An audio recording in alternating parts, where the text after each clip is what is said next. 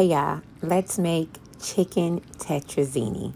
I had so many people in my comments in my other social sites calling this just simply chicken spaghetti. However, I do not agree. The ingredients are different. Let me show you exactly how I made it.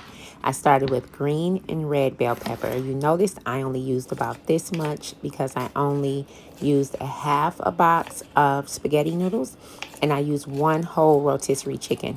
I chopped up the complete whole rotisserie chicken. So you're going to dice your vegetables just like this. I made sure that they were pretty small.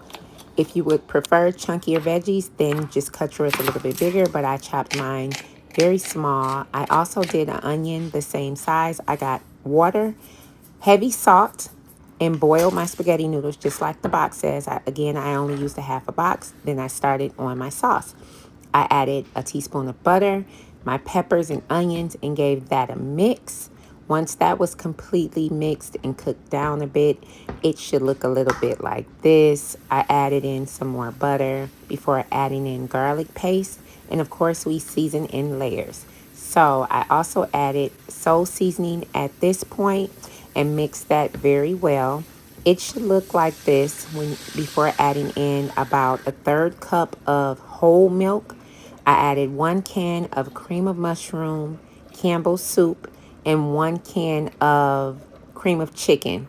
Now, I normally use cream of chicken with herbs, but I couldn't find it. So we have cream of chicken, cream of mushroom, whole milk, butter, and the peppers and onions. And I'm just mixing everything, doing everything in layers. You can actually just put everything in a pan at one time and mix it all together, but I like to mix and season in layers.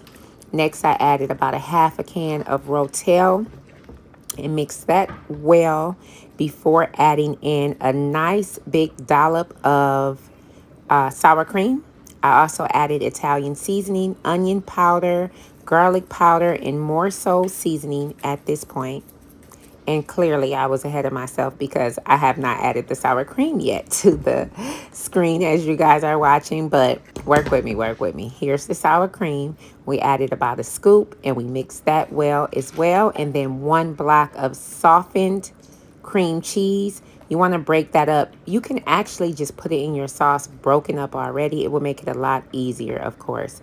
But go ahead and break up that cream cheese and mix it up. At this point, you should have your condensed soups and your cream cheese and all your seasonings and taste it.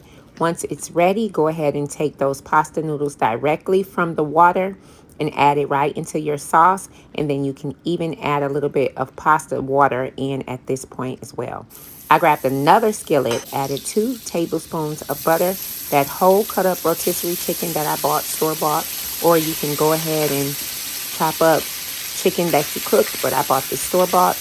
I added a little more rotisserie seasoning and soul seasoning and garlic lemon pepper seasoning.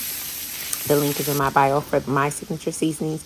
Then I added that directly to my pan of chicken tetrazzini. Yes, I used the whole chicken because we like a lot of meat in our tetrazzini, and you will too, trust me.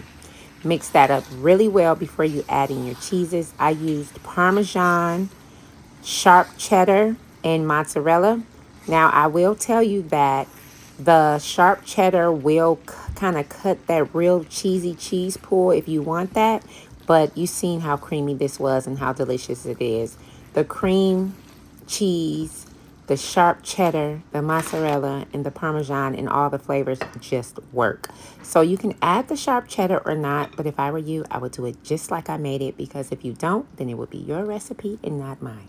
So here we go. We mix that all up in a 9x13 baking dish. This is, again, only a half a box of noodles, and it's so creamy, y'all. Then I added some more cheese right on top and baked it at 350, and it came out just like this. Actually, I'm sorry, I baked it at 425 because we didn't want the noodles to overcook too much, but you definitely want to cook those al dente to make sure that they don't overcook.